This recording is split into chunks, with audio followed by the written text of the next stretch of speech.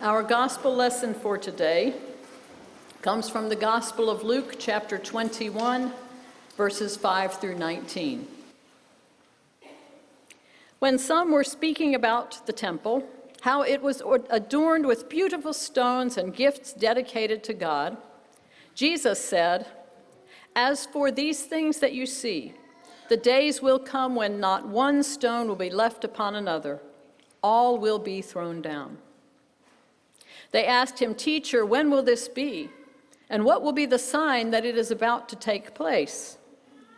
And he said, "Beware that you are not led astray. For many will come in my name and say, 'I am he,' and the time is near. Do not go after them. When you hear of wars and insurrections, do not be terrified, for these things must take place first, but the end will not follow immediately." Then he said to them, "Nation will rise against nation, and kingdom against kingdom. There will be great earthquakes, and in various places famines and plagues, and there will be dreadful portents and great signs from heaven. But before all this occurs, they will arrest you and persecute you. They will hand you over to synagogues and prisons, and you will be brought before kings and governors because of my name. This will give you an opportunity to testify. So make up your minds not to prepare your defense in advance, for I will give you words and a wisdom that none of your opponents will be able to withstand or contradict. You will be betrayed, even by parents and siblings, by relatives and friends, and they will put some of you to death. You will be hated by all because of my name, but not a hair of your head will perish. By your endurance, you will gain your souls." I once heard someone tell a story about how she and a friend on a European adventure walked out to a coffee shop one night and then had trouble finding their way back to the hotel. And as they turned corner after wrong corner, one turned to the other and said brightly, "How long before this is funny?" It was funny by the time I heard that story, maybe a year later, and I treasure that story because it has helped me put a lot of life's disruptions into perspective. When I am in the middle of some ridiculous mistake, it helps to ask myself, how long before this is funny? Events are transformed as we live through and beyond them. The scary event can become a funny story when you're safe. It can be funny when the disruption turns out to be inconsequential. Nobody got hurt. It's funny because you have processed the event and imagined and assigned it to its proper place in the much larger story of your life. Not every difficulty becomes a funny story, but every difficulty must become a story and be assigned over time to its proper place. We turn our hardest times over in our minds and our hearts. We compare them to what we've already experienced. We think about how things influence the course of our lives and our relationships. We wonder what they tell us about the divine. And we decide eventually what events in our lives mean. How long before we make meaning? A really important thing to know about today's gospel text is that it was not written while Jesus was walking on the earth. Jesus did not have reporters following him around writing down what he said. Scholars generally agree that Gospels were written about 35 to 65 years after the earthly death of Jesus. So that's 35 to 65 years during which the church was making meaning, not only of the events of Jesus' life on earth, but of everything that they had seen for decades afterwards. And one thing they saw was the destruction of the temple in Jerusalem by the Romans in 70 CE. We must never underestimate the influence of that catastrophe. The Encyclopedia of Judaism calls it the most cataclysmic moment in the ancient history of the Jews. And we have to remember that our Gospels were written after that cataclysm. That means they are written by people who were making meaning of shocking loss. As the author of the Gospel of Luke looks back to write the life of Jesus, he's also looking back on the destruction of the temple. And he seems to be looking back as well on the persecution of his people, maybe even his own family. He reads the life of Jesus through the lens of his time. And he also reads his time through the lens of the life of Christ. As a follower of Jesus, can he find in Jesus' remembered words some meaning for it all? For Luke, enough time has passed to begin the process of making meaning. And he does this by wrapping the destruction of the temple into the words of Jesus as a prediction of trouble to come. And what trouble! This passage is full of chaos and terror, wars, insurrections, earthquakes, famines, plagues. A prediction that the temple, the central institution of Jewish life, will be destroyed so completely that not one stone will be left upon another. And the institution of social relationships will tumble down as well. Parents, siblings, relatives, and friends betraying one another. Again, I think Luke is looking at a shocking time that he has seen and viewing it through memories of Jesus to help him make meaning of it. Can we do the same right now as we look at shocking events around us? Now, I know there's one tradition of Bible reading that searches texts like today's for predictions of events to come in our own time, like who's going to go to war or who will win an election. I don't read the Bible that way, but I certainly read it for meaning for our present age. And right now, this apocalyptic text from Luke feels especially and uncomfortably resonant with our environment.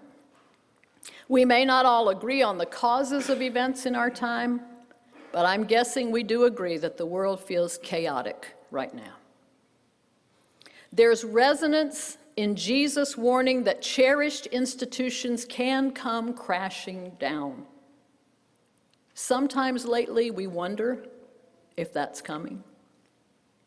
When will that be, Lord? What will be the signs? If our institutions fall, how long before we feel safe again? How long before we understand the consequences?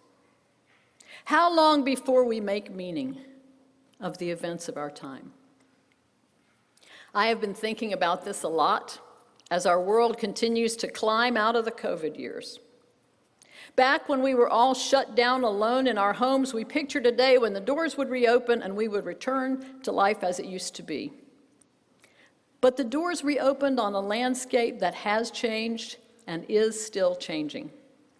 Every few months brings another surprise, right? Supply chain problems, the apparent disappearance of whole sectors of the workforce, disruptions of the old norms of work and school, a huge increase in anxiety in adolescents and even children.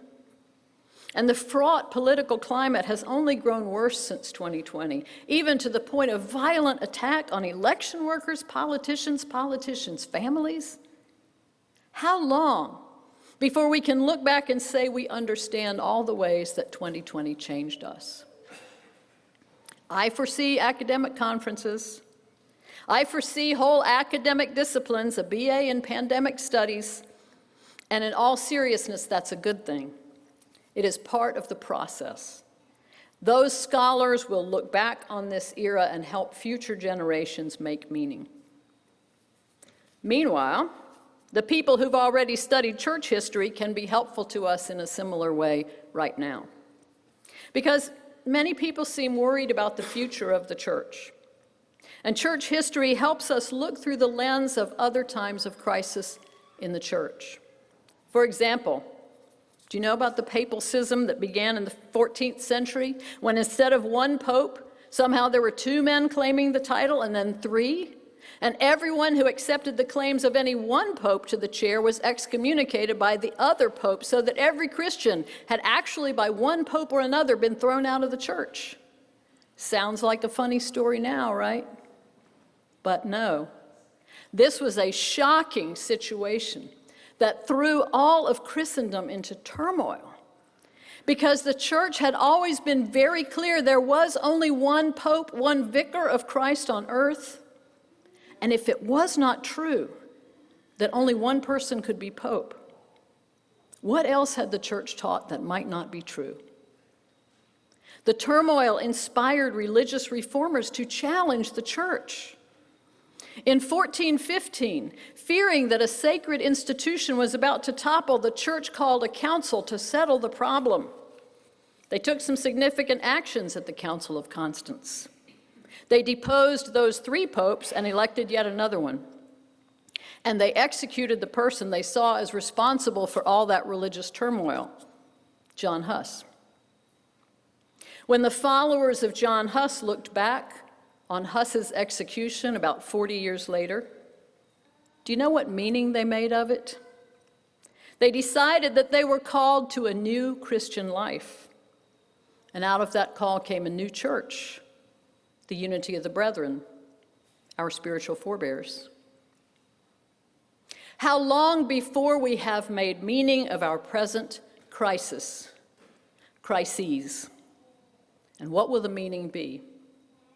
Are there signs to point the way? Hearing that the temple would be thrown down, the crowd asked Jesus, when will this be and what will be the sign? Reading the text, it is not at all clear to me that Jesus actually answered those questions. He talked about things that might happen, but most of his sentences included the word not. Beware that you are not led astray. Wars and misery are coming, but the end will not follow immediately. More than offering signs, Jesus seems interested in offering gifts. I will give you words and a wisdom. Words and wisdom are gifts of interpretation, the gifts by which meaning is made. If there are signs, we are very likely to misinterpret them. If it looks like our structures might topple, we are evidently not very good at knowing what will stay and what will go. Jesus suggests that we are very likely to follow the wrong voices, especially the ones that promise certainty or proximity to power. We're looking for someone to say, do this. But Jesus in this passage often says, don't do this. Don't be led astray. Don't go after the wrong voices. Don't be afraid. Don't be afraid. For the last year, Home Church has been celebrating our 250th anniversary, and that is an exercise in looking back and making meaning, examining the ways that we have been in ministry to this area and this world for 2.5 centuries. But as we make meaning of the past, we live in the present with some trepidation. In a time full of anger and disruption, a time when divisions are so deep, we want to know what's next. But of course, we can't see what's next. We're apparently not even very good at guessing. So we would spend our time better by improving our ability to see what's happening now and improving our capacity for making meaning of it. We would do well to spend our time processing the things that happen, praying, talking, listening, reading, reflecting, so that eventually even calamity becomes a story assigned to its proper place in the great narrative of God's work. When we can talk about our lives' events as part of God's work, we are beginning to make meaning. And when we can make meaning, we are beginning to heal. Luke's promise, Jesus promised to give words and a wisdom. What a gift in an age when we so need discernment to make meaning, and we so need words to help us communicate the meaning that we have discerned. Communicating builds our relationships with one another. And building relationships with one another builds our relationship with God. And all of this happens not because we look to Jesus to predict the future, but because we look to Jesus to make meaning of what we are experiencing now. We move forward not by knowing what's next, but by knowing who is next to us, as near as our own heartbeats. When Luke looked at his own time of crisis through memories of Jesus, he heard Jesus saying, "Don't be afraid." He also heard Jesus saying that crisis is an opportunity to testify. In the midst of what feels like more chaos and crisis than most of us have known, can we testify? Can we tell our stories and share meaning with others? That sounds like a way for all of us to get through crisis together. May it be so. May we get through this together with Jesus next to us. And may we understand that opportunity is all around. Amen.